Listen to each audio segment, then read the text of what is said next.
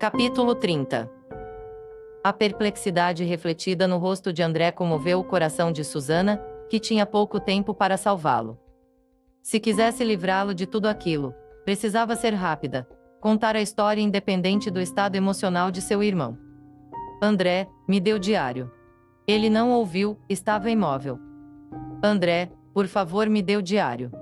Desta vez foi ouvida, recebendo o objeto quase de forma mecânica das mãos do irmão mais velho. Fique aqui, já venho para falar com você.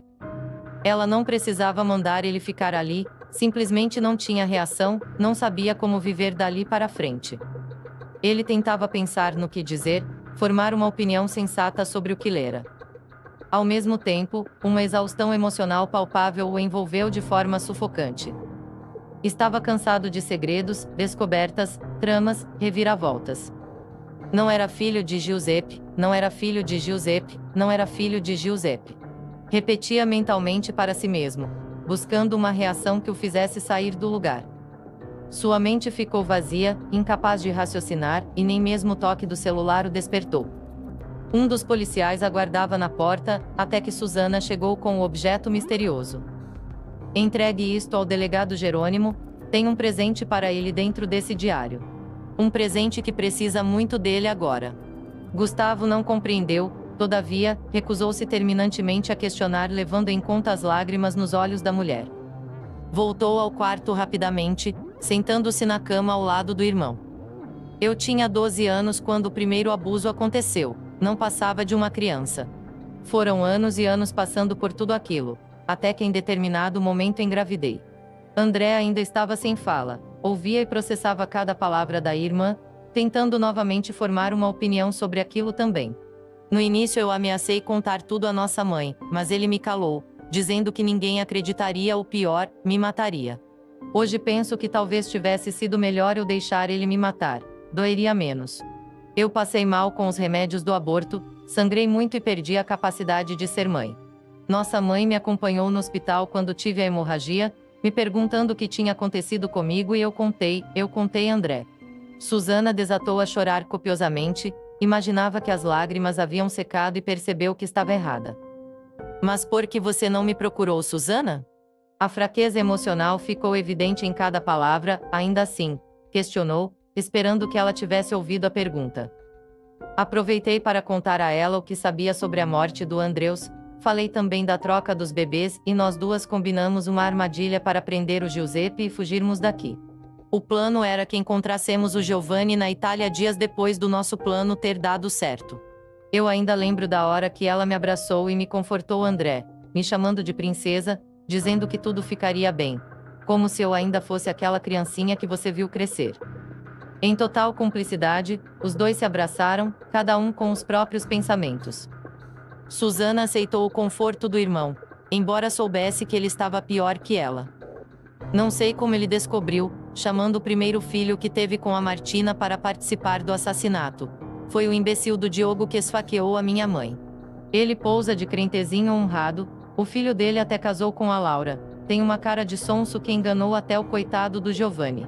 Meus informantes disseram que ele se fez de vítima na frente da Laura, dizendo que tinha perdido a esposa e o coitado do seu filho confortando, já sabendo que os dois eram irmãos pelo nome e a semelhança que ele tem com o Giuseppe. O tal do Daniel não era como o pai, era meio problemático, mas não era como ele, morreu pelas mãos do Ricardo, foi o Ricardo que jogou o carro para cima dele. O motivo eu não sei.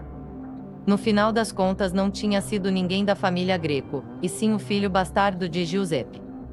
Presenciei o crime, André. Foi horrível estar amarrada nas paredes daquela sala e ouvir minha mãe pedindo para não ser morta. O Giuseppe, a Vitória, o Ricardo e o Marcos triunfantes enquanto matavam ela. E eu sem poder fazer nada. Depois eu fiquei sabendo que apesar deles terem dado folga para todos os empregados, a Desiree era amiga da mamãe, ficou lá e nos ajudaria se não fosse o medo. Também presenciou a morte dela, a coitada sofre até hoje com isso. Me tiraram de casa antes de você chegar, e foi então que você viu ela agonizando, ela ia te contar sobre o Giovanni. Susana, eu não tô bem, não tenho mais estrutura para ouvir mais nada. Ele implorou, e ela gostaria de ajudar, mas não tinha como fazer isso sem contar tudo a ele.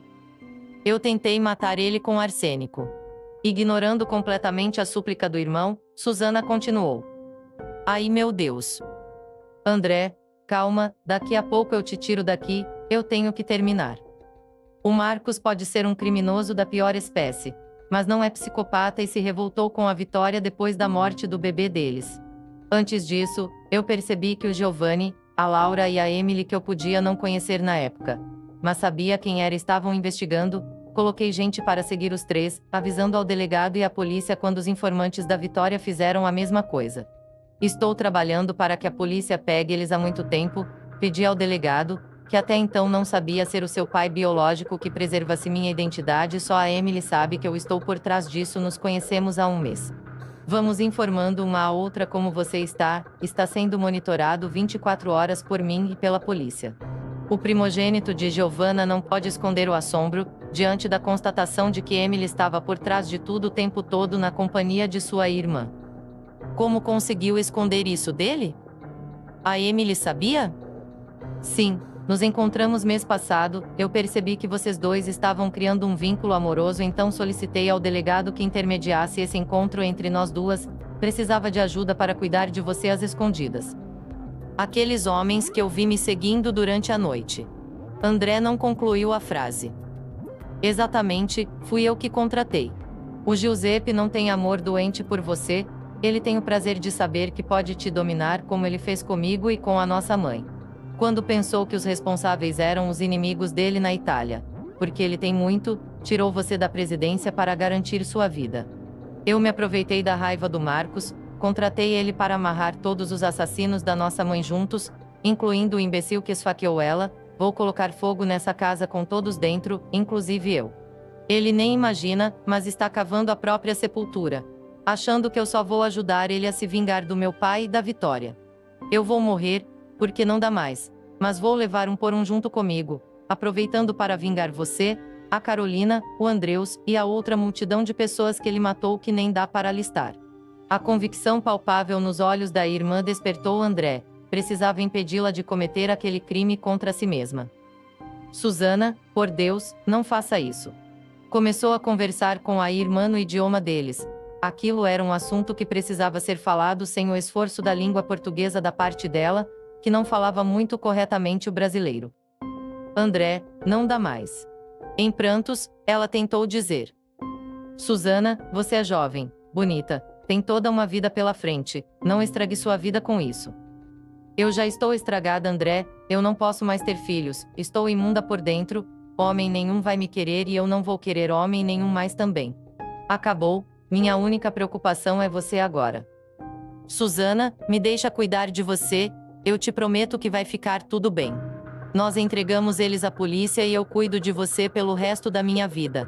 Mas não faz isso, eu não quero perder você também, entende isso? Tentou mais uma vez, ela precisava dele como ele precisava dela. Os dois haviam sofrido muito e precisavam de carinho e apoio.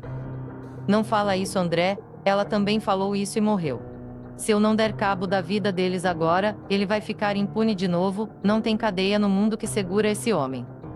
Notando o estado de Susana, André envolveu a mesma em seus braços, tentando dissuadi-la da ideia cruel de cometer uma carnificina, e pior, envolvendo-se nela. Giuseppe deveria pagar com a vida, assim como Diogo e os outros, mas ela tinha o direito de tentar reviver, superar o sofrimento e seguir em frente como Giovanna gostaria. Se dispôs a cuidar da irmã, e aquilo não era mentira, faria tudo por ela pelo resto de seus dias.